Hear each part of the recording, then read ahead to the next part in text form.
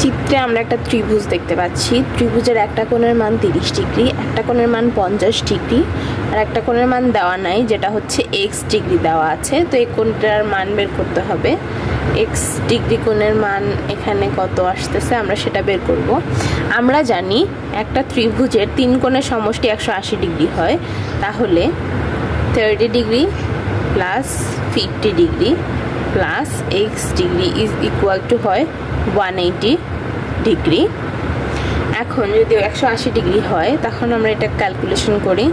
এখানে আসতেছে 30 যোগ 50 সমান 80 ডিগ্রি প্লাস x ডিগ্রি সমান 180 ডিগ্রি, বা x ডিগ্রি সমান 180 degree minus 80 degree equal to 100 degree. তার মানে x এর মান আসতেছে এখানে 100 ডিগ্রি।